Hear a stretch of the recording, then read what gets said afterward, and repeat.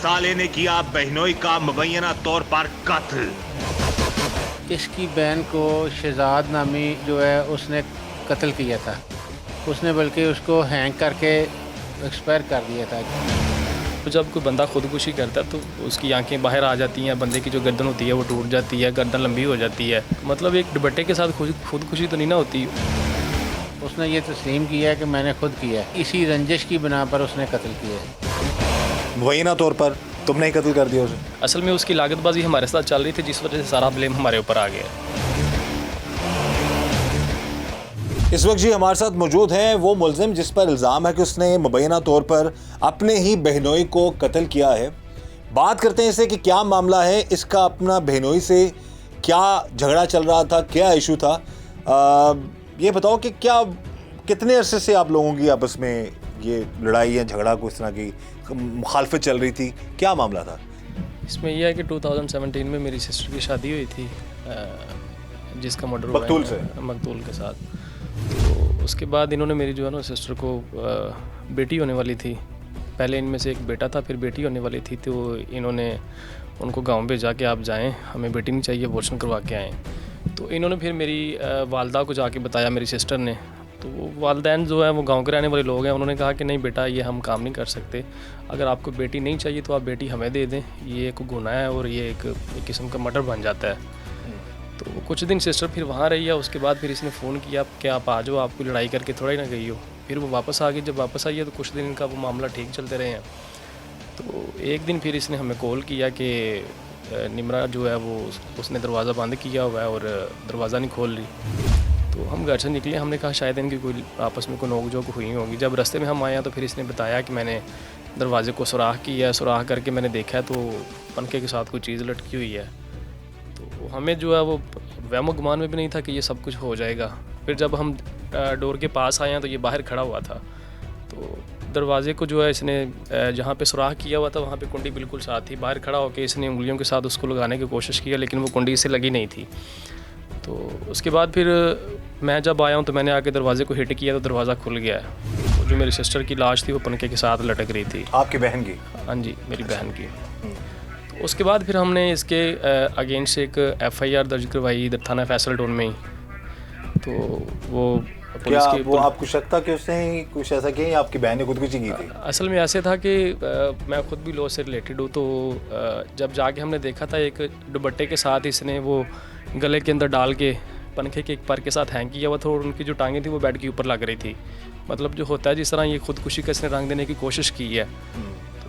लेकिन वो इसकी वो कहानी जो है वो साबित नहीं हुई। फिर देन हमें कन्फर्म तब हुआ है जब वो पोस्टमार्टम रिपोर्ट आ गई है।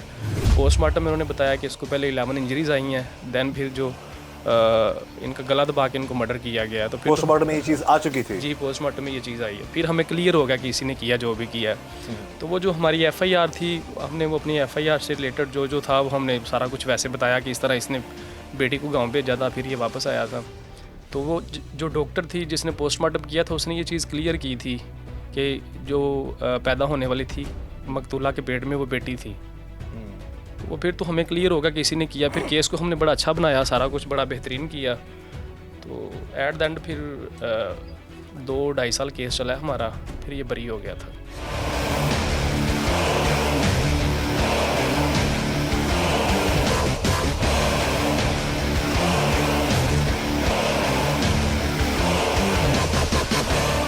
इस वक्त टीम जुर्म नकाब मौजूद है, इस केस के इन्वेस्टिगेशन ऑफिसर हैं जुल्फ़कार साहब, और उनसे हम बात करेंगे।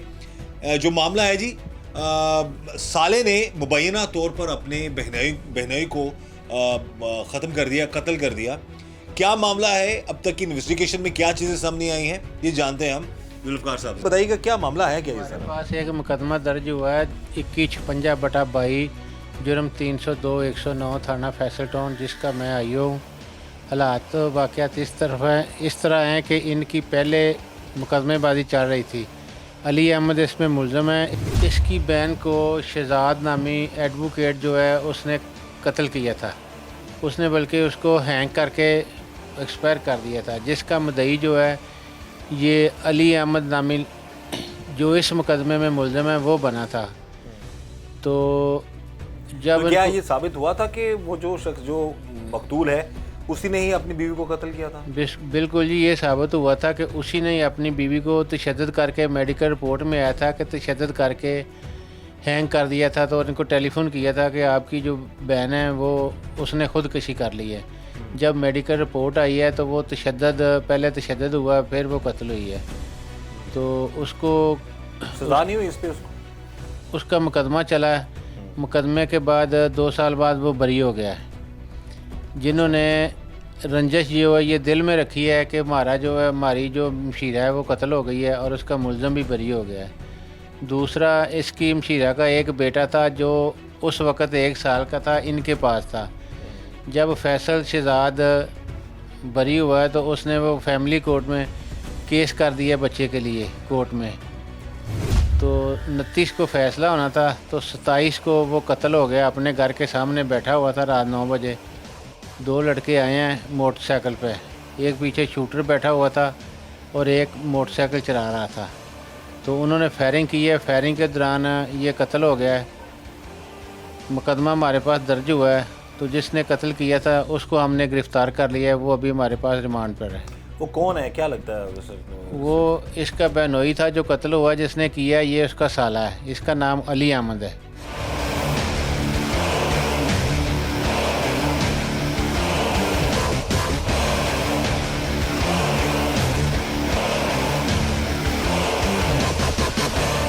एक शख्स अपने दोस्तों के साथ अपने घर के बाहर बैठा हुआ है कि एक शख्स आता है और उन्हें फायर मारकर कत्ल करके भाग जाता है।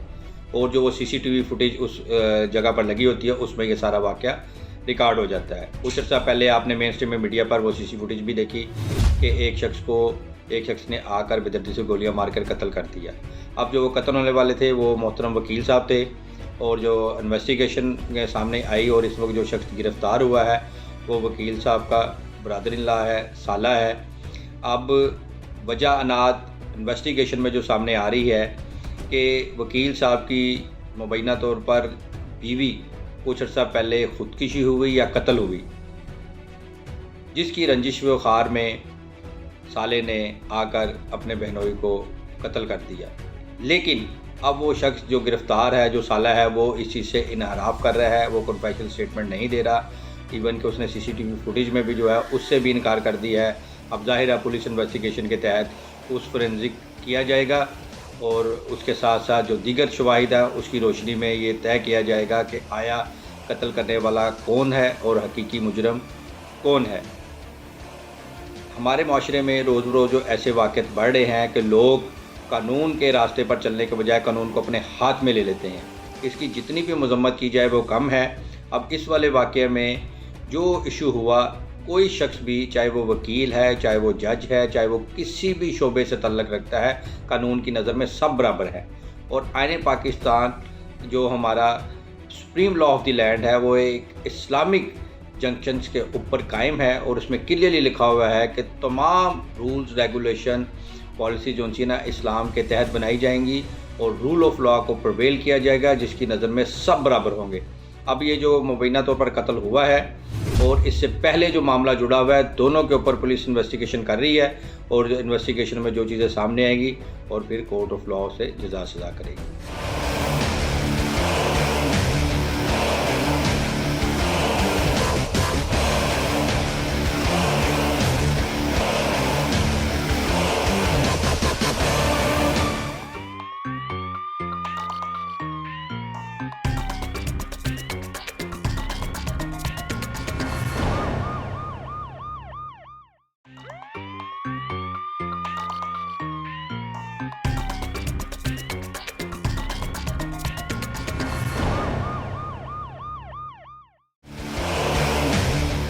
साले ने मुबैना तौर पर अपने बहनोई को कत्ल कर दिया।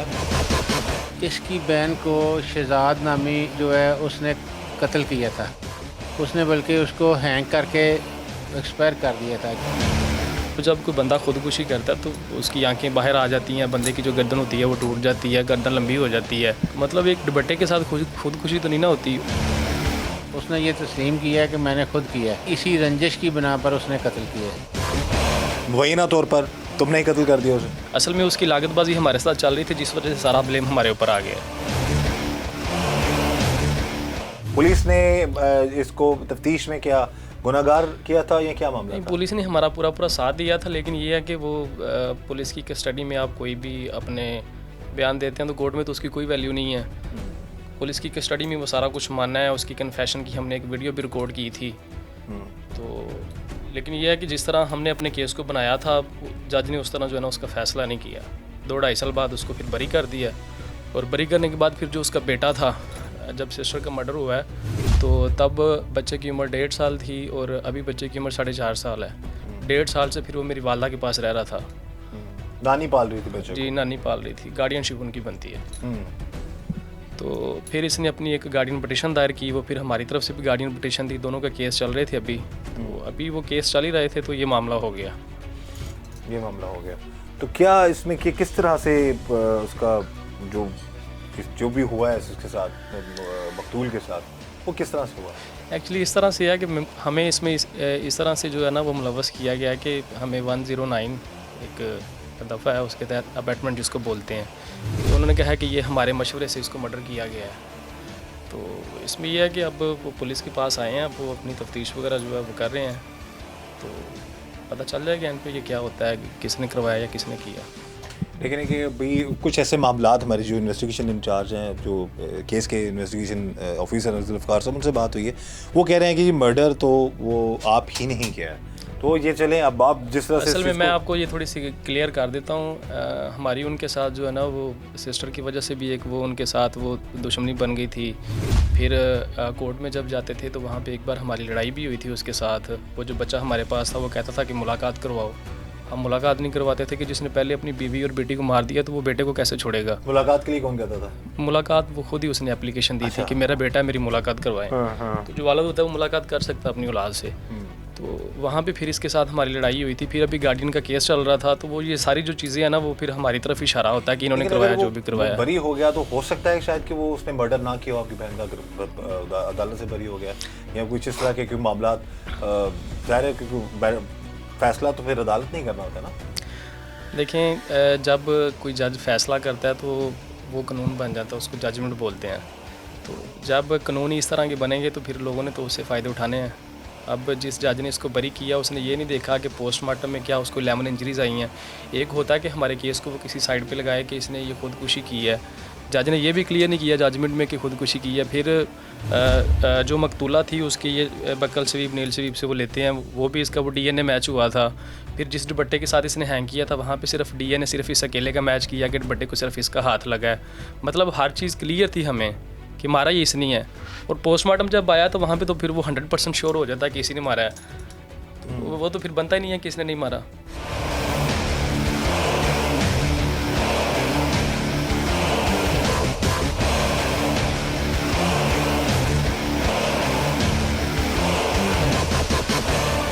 कोई शख्स भी जो किसी दूसरे को कत्ल करता है, कानून को अपने हाथ में लेता है, ये एक इलीगल ऑफेंस है। इसकी जितनी भी मजम्मत की जाए कम है। अब ये मेन इशू जो सा वाक़ुआ है वो CCTV फुटेज में रिकॉर्ड है। उसमें एक शख्स अपने घर के बाहर बैठा है, दूसरा शख्स आता है, फायरिंग कर बेदर्दी से कत्ल करके भाग जाता है। जाहिर है वो एक वाक़या CCTV में रिकॉर्ड हुआ, उसे ऐनी शाहिदीन ने भी देखा। और फिर जो गोलियों से वो ज़ख्मी हुए, उनका खून, ब्लड जो ज़मीन पर गिरा, और इसके साथ साथ सारी ये एविडेंस जो एक रिकॉर्ड का हिस्सा बन गई। अब उसको कोई शख्स डिनाई करे और या उससे इनकार करे, ये तो वो हक़ाइक़ मंजर आम के सामने आ चुके हैं, रिकॉर्डेड भी हैं। और एक अल्लाह ताला की ज़ात भी ऊपर जो एक चेक एंड बैलेंस लगाया हुआ इंसानों के ऊपर, वो भी मौजूद है। अब जो मोड ऑफ इन्वेस्टिगेशन है, इसके तहत कोई शख्स जो ऐसा अमल करता है उसकी अपनी बॉडी लैंग्वेज को देखा जाता है, उसके कंडक्ट को देखा जाता है, उसकी प्रीवियस हिस्ट्री को देखी जाती है। और इसके साथ साथ जो पाकिस्तान में फोरेंसिक साइंस लेबॉर्ट्री कायम हो चुकी हुई है लाहौर में, उसके अंदर ऐसे साइकोलॉजिकल और फिज़ो के टेस्ट भी किए जाते हैं जो इन्वेस्टिगेशन ऑफिसर साथ बैठ के करवाते हैं। और उनके उस दौरान बयान रिकॉर्ड किया जाता है, उनका सारा बॉडी स्ट्रक्चर को, उनकी मेंटल कैपेसिटी को, उनके जेस्चर को भी नोट किया जाता है। तो इसमें एक शख्स कोई जुर्म करके जुर्म को कुछ अरसे के लिए छुपा तो सकता है मगर उससे बच नहीं सकता। वो कुदरत की इन्वेस्टिगेशन में भी और हमारी जो मुल्की निज़ाम की भी इन्वेस्टिगेशन है उसमें चीज़ें सामने आ जाती हैं। अब मुबैना तौर पर जो वकील साहब कत्ल हुए और जो मारने वाला है जिसके ऊपर इल्ज़ाम है वो भी स्टूडेंट ऑफ लॉ है, तो कानून की नज़र में सब बराबर हैं। अब कानून जो उनसे है वो अपना रास्ता खुद लेगा। लोग कानून को हाथ में ना लें और जो कोई ऐसा इंसिडेंट देखें, कोई वक़ूआ देखें तो उसे मुतलका फोरम में, पुलिस में ज़रूर इन्फॉर्म करें, रिकॉर्ड करवाएं, ताकि हस्बे ज़ाब्ता व कानून उसके ऊपर इन्वेस्टिगेशन के बाद जज़ा सज़ा हो सके।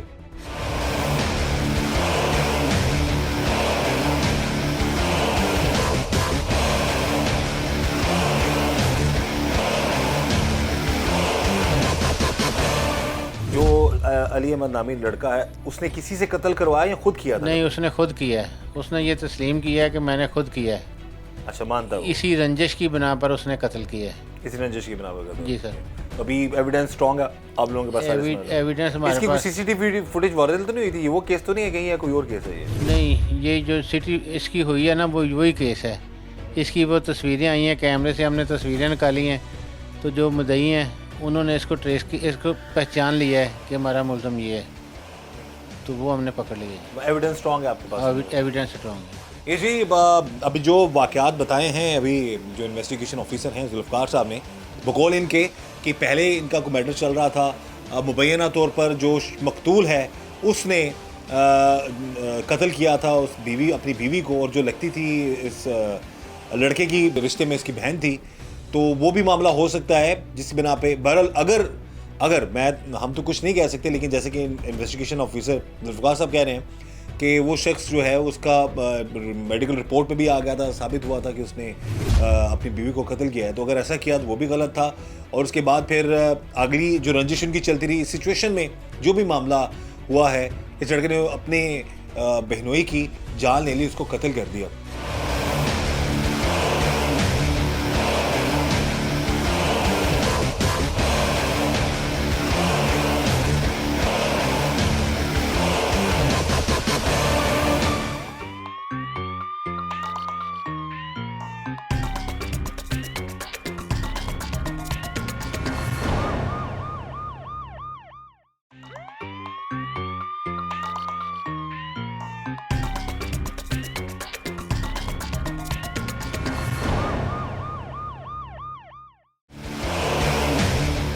साले ने मुबैना तौर पर अपने बहनोई को कत्ल कर दिया। इसकी बहन को शहजाद नामी जो है उसने कत्ल किया था। उसने बल्कि उसको हैंग करके एक्सपायर कर दिया था। तो जब कोई बंदा खुदकुशी करता है तो उसकी आंखें बाहर आ जाती हैं, बंदे की जो गर्दन होती है वो टूट जाती है, गर्दन लंबी हो जाती है। मतलब एक दुपट्टे के साथ खुदकुशी तो नहीं ना होती। उसने ये तस्लीम किया है कि मैंने खुद किया है। इसी रंजिश की बिना पर उसने कत्ल किया है। मुबैना तौर पर तुमने ही कत्ल कर दिया उसे? असल में उसकी लागतबाजी हमारे साथ चल रही थी, जिस वजह से सारा ब्लेम हमारे ऊपर आ गया।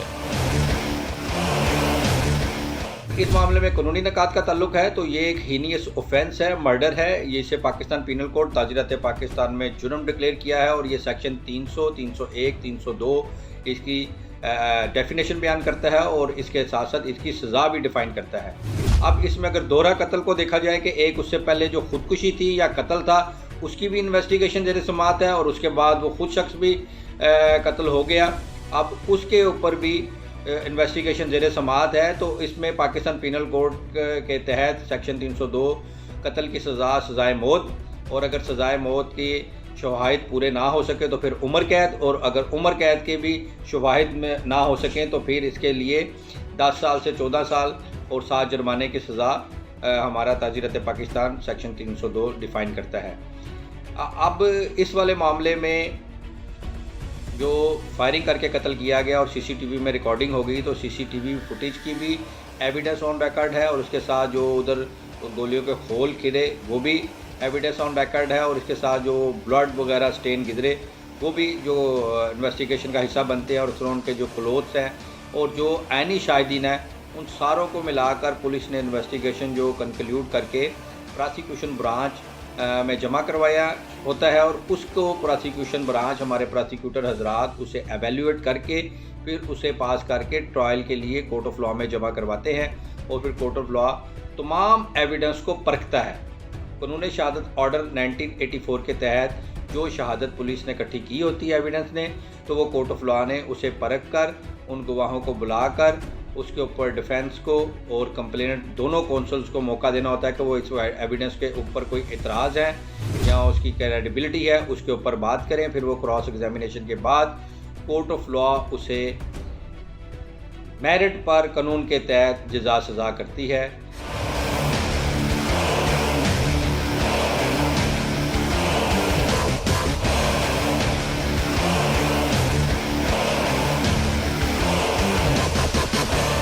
सारी सिचुएशन में अब मुस्लिम के ये जो लड़का है जो जिसने आपके मुताबिक आप जैसा कि आपने बताया कि उसने कत्ल किया है, अपने ही बहनोई को मार दिया, तो ये ट्रेस कैसे हुआ, पता कैसे लगा कि यही शख्स है जो उसको कत्ल कर सकता है? इनको मुद्दइयों ने पहचाना है। जब इनकी तस्वीरें ली हैं हमने तो वो उन्होंने ट्रेस किया कि ये वही लड़का है और इसने तस्लीम भी किया है। अच्छा जी, वो सीसीटीवी फुटेज में आ गई? सीसीटीवी फुटेज में आ गई इनकी तस्वीरें। अच्छा, तो उसकी मदद से हमने इसको काबू किया। अच्छा, तो इसने आपको जो बयान दिया है वो एज इट इज़ बताइए, क्या आप तफ्तीश में क्या इंकशाफ किया है इसने? जैसे कि मैंने आपको पहले बताया कि इनका जो मामला चल रहा था वही रंजिश इसने दिल में रखी है कि हमारे साथ इंसाफ नहीं हुआ, तो मैंने इसको एक्सपायर कर दिया, कत्ल कर दिया है। बस यही दुआ है कि अल्लाह ताला सब बेटियों के, सब बहनों के नसीब जो हैं वो अल्लाह की मेहरबानी से अच्छे हों और किसी के साथ ऐसा मामला ना हो जिस तरह कि जो इन्वेस्टिगेशन ऑफिसर उन्होंने हमें बता दिया। बहरहाल अगर उस शख्स ने, मकतूल ने जो किया, अगर उसने ऐसा किया वो भी गलत था और जो उसके साथ हुआ है वो भी गलत है। लेकिन जब कभी वो कहते हैं ना कि बहुत सारे मामलात में इंसान मजबूर हो जाता है तो इस तरह के कदम उठा लेता है। तो इस तरह बस कोशिश करें कि अपने गुस्से पर काबू पाएं और कोई भी गैर कानूनी काम करने से अपने आप को बचाएं।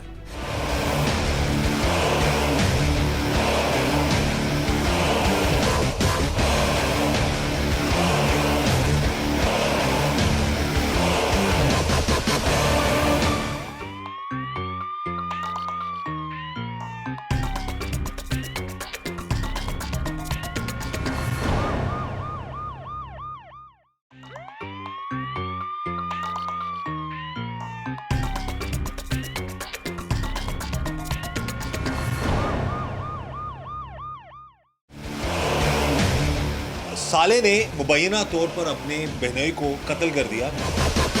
इसकी बहन को शहजाद नामी जो है उसने कत्ल किया था, उसने बल्कि उसको हैंग करके एक्सपायर कर दिया था। तो जब कोई बंदा खुदकुशी करता है तो उसकी आंखें बाहर आ जाती हैं, बंदे की जो गर्दन होती है वो टूट जाती है, गर्दन लंबी हो जाती है। मतलब एक दुपट्टे के साथ खुदकुशी तो नहीं ना होती। उसने ये तस्लीम किया है कि मैंने खुद किया है, इसी रंजिश की बिना पर उसने कत्ल किया है। मुबैना तौर पर तुमने ही कत्ल कर दिया उसे? असल में उसकी लागतबाजी हमारे साथ चल रही थी जिस वजह से सारा ब्लेम हमारे ऊपर आ गया। जहाँ तक इस वाक़े के नफसियाती और माशराती पहलू हैं कि एक एरिया में जब कोई ऑफेंस होता है तो उस एरिया के वो तमाम लोग और ख़ास तौर पर उस ऑफेंस से जुड़े हुए विक्टिम पार्टी और ऑफेंडर पार्टीज़ के दोनों ख़ानदान मुतासिर होते हैं और ख़ास तौर पर इनमें बच्चे और ख़वातीन के ऊपर गहरे असरात मुरतब होते हैं। उसमें देखा जाए कि एक शख्स जो कत्ल हो गया उसके सारे घर वाले, उसके जो फैमिली मेम्बर्स हैं वो तो मुतासिर हुए, इसी तरह जिसके ऊपर इल्ज़ाम आया, जो गिरफ़्तार हुआ, अब उसके ख़ानदान वाले, फैमिली वाले भी सब मुतासिर होते हैं। तो इसलिए कोई शख्स भी जो कोई जुर्म करने का इरादा रखता है या उसके जहन में ऐसे ख्यालात उभरते हैं तो उसको इस चीज़ को लाजमी मद्देनज़र रखना चाहिए कि अगर तुम वो जुर्म ऑफेंस कर लोगे, अपनी तस्कीन नफ्स की कर लोगे, तो मगर उसके बाद जो तुम्हारे ख़ानदान के साथ, जो फैमिली मेम्बर के साथ उस प्रोसीजर से गुजरने के लिए तकालीफ, परेशानी, चैलेंजेस आएंगे, उसको भी मद्देनज़र रखो। अगर तमाम लोग इस बारे गौर फिक्र करना शुरू कर दें तो फिर हमारे माशरे में जुर्म नापैद हो जाए। लोग जुर्म करने से खौफ खाएँ कि मैं तो एक जुर्म कर दूंगा मगर मुझे जो भी जज़ा सज़ा मिलेगी मगर मेरी फैमिली भी मुतासिर होगी। जिस तरह पुलिस इन्वेस्टिगेशन में वो हिस्सा बनेंगे, फिर उसके बाद प्रोसिक्यूशन का हिस्सा बनेंगे, फिर उसके बाद ट्रायल में कोर्ट ऑफ लॉ का हिस्सा बनेंगे और मुसलसल ये 6 महीने, साल, 2 साल तक जब प्रोसीडिंग चलती रहेगी तो एक जुर्म तो एक कुछ लम्हे के लिए हो गया मगर उसके असरात, उसके इफ़ेक्ट्स पूरे ख़ानदान के ऊपर कई महीनों और सालों तक चलते रहेंगे।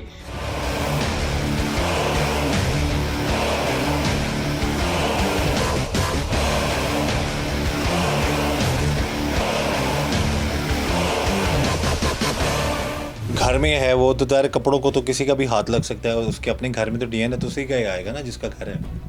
एक्चुअली जो मियाँ बीवी का डीएनए होता है वो तो वैसे भी मैच कर लेता है, तो इसमें ये है कि वो पोस्टमार्टम जो है वो क्लियर कर रहा था। पोस्टमार्टम से हट के उस बंदे ने खुद कन्फेशन की थी।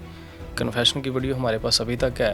कन्फेशन में क्या कहा था उसने? कन्फेशन में उसने बोला था कि हमारी घर में लड़ाई झगड़ा हुआ है, लड़ाई झगड़े में पहले मैंने उनके ऊपर तशद्दुद किया, फिर मैंने जो है उनका गला दबा के मर्डर किया है। तो मारने के बाद फिर उनका कोई अजीज़ वकील था, वो खुद भी वकील था, उन्होंने किसी सीनियर वकील को कॉल किया कि मेरी बीवी ने खुदकुशी कर ली है, बताएं अब मैं क्या करूँ, ये उसने बात की थी। तो फिर जब हमने आके देखा था, अब जब कोई बंदा खुदकुशी करता है तो मैंने खुद लो बड़ा हुआ है, तो उसकी आंखें बाहर आ जाती हैं, बंदे की जो गर्दन होती है वो टूट जाती है, गर्दन लंबी हो जाती है, एक निशान बन जाता है जिस तरह तोते की वो रेड कलर की होती है। तो मतलब एक दुपट्टे के साथ खुदकुशी तो नहीं ना होती, और दूसरा एक बेड के ऊपर आपकी टांगें लग रही हैं और ऊपर एक दुपट्टा हो, तो वो तो खुदकुशी बनती नहीं है। तो असल में उस केस में ये भी चीज़ साबित नहीं हुई थी कि इसमें कोई और इन्वॉल्व है। वो दुपट्टे का डीएनए से मुराद अगर उसको किसी और ने लटकाया होता तो दूसरे बंदे का डीएनए आना था, डीएनए भी सिर्फ एक बंदे का आया है। तो वहाँ से ये चीज़ क्लियर थी कि जो किया सारा कुछ इसी ने किया है। यानी कि फिर केस चला, फिर आपके मुताबिक नहीं आया उसका फैसला, तो फिर वो मामलात बने, तो फिर ये जो हुआ है सारा मैटर, इसमें फिर मुबैना तौर पर तुमने ही कत्ल कर दिया उसे? मैंने नहीं कत्ल किया, कत्ल जिसने भी किया है वो अभी पुलिस अपनी इन्वेस्टिगेशन कर रही है। मैं इसलिए मुबैना का वर्ड यूज़ कर रहा हूँ क्योंकि अभी जो इल्ज़ामात आ रहे हैं, जो ओवरऑल सारी सिचुएशन नज़र आ रही हुई लग रही है असल में इल्ज़ामात वो मैं सिर्फ मशरक़, हम ये तो नहीं कहेंगे कि तुमने ही कत्ल किया, ज़ाहिर है वो तो भी इन्वेस्टिगेशन चल रही है, लेकिन जो हालात और वाक़यात बता रहे हो उससे लग रहा है नहीं वो कि एक शख्स ने जुल्म किया बहन पे और भाई ने उसका बदला ले लिया। नहीं, अगर ये ना मरता तो हो सकता था कि हम कर लेते, लेकिन ये है कि सुनने में आ रहा है कि इसका अपना भाई है इशफाक, उसके साथ इसका कोई ज़मीन का लेन देन था, और उससे हट के फिर इसका कोई मून मार्केट में कुछ शॉप का मसला चल रहा था, फिर उससे हट के 2-3 इसके मसले मसाइल थे। अब ये सारी बातों से तो यही पता चल रहा है कि किसी ने भी कुछ कर दिया, तो वो असल में उसकी लागतबाजी हमारे साथ चल रही थी, जिस वजह से सारा ब्लेम हमारे ऊपर आ गया है। तफ्तीश अभी ये हो रही है जी, और जो भी होगा मेरिट पे होगा तफ्तीश। अगर ये शख्स जो है, अगर इसने कत्ल किया है, डेफिनेटली इसको भी कानून के मुताबिक सज़ा मिलेगी।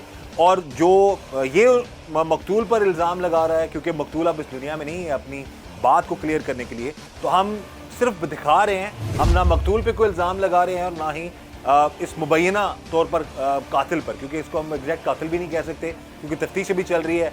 ये शख्स जो है ये मान नहीं रहा, लेकिन अभी लग ऐसा रहा है, सिचुएशन ऐसी लग रही है कि जो इसने सारी अपना मसला बताया कि इसकी बहन के साथ जो जुल्म हुआ बकौल इसके, और जो मामलात हुए उसका नतीजा था कि इसकी बहन को मार दिया गया बकौल इसके मुबैना तौर पर। और फिर अब जो सूरत लग रही है वो ये लग रही है कि अपनी बहन के कत्ल का जो है बदला लेने के लिए मुबैना तौर पर हो सकता है इसने उसको मार दिया हो। बहरहाल तमाम चीज़ें अभी सामने आ जाएंगी, लेकिन हमारा मकसद दिखाने का ये है कि खुदा रहा, हमारी यही गुजारिश है तमाम नाजरीन से कि ऐसे मामलात से बचें। अल्लाह ताला सबकी बेटियों के, सबकी बहनों के नसीब जो है वो अच्छे करे, कहीं पर भी किसी के साथ ऐसा मामला ना हो। बहुत सारे प्रोग्राम्स किए हैं मैंने, कहीं पर मियाँ बीवी को मार देता है या बीवी अपने शोहर को ख़त्म कर देती है, कत्ल कर देती है। तो इस तरह के मामलात जो हैं, हम तो यही दुआ करेंगे कि हर घर में, हर जगह अपने जो रिश्तेदार हैं, जो मियाँ बीवी हैं, जो वालदैन और बच्चे हैं, सबके ताल्लुकात एक दूसरे के साथ अच्छे रहें, कभी कोई किसी के साथ जुल्म ना करे। वो कहते हैं कि अगर खुदा ना खास्ता कुछ जुल्म करता है तो उसका जो बदला दुनिया में और आखिरत में देना पड़ता है। तो डेफिनेटली इस चीज़ से बचने की ज़रूरत है ताकि ऐसे अंजाम से बचा जा सके। जिस तरह ये कातिल, मुबैना तौर पर मैं कह रहा हूँ, ये कातिल अभी साबित नहीं हुआ, ना हम इसको कातिल कह रहे हैं, लेकिन जो इस पर इल्ज़ाम है कि इसने ही अपने बहनोई को कत्ल किया है, तो जो ये चीज़ें बता रहा है, सारे मामलात बता रहा है, उस सूरत में अगर वो भी जस्टिफाइड नहीं है कि अगर इंसाफ नहीं मिलता तो किसी को हक नहीं, क्योंकि इसने बता दीजिए कि अगर ये मामला ना हुआ तो हम बरमला होकर ये काम कर देते, तो ये भी जस्टिफाई नहीं है कि कोई किसी की जान ले। हमारी यही गुजारिश है कि कोई भी किसी को हक नहीं पहुंचता, ना ही किसी को चाहिए कि वो कानून को अपने हाथ में ले, चाहे वो कोई भी शख्स हो। इसी दुआ के साथ कि अल्लाह ताला हमें हर तरह के गलत मामलात से, गलत इशू से अल्लाह ताला हमें बचाए। मुझे इजाज़त दीजिए, अल्लाह हाफ़िज़।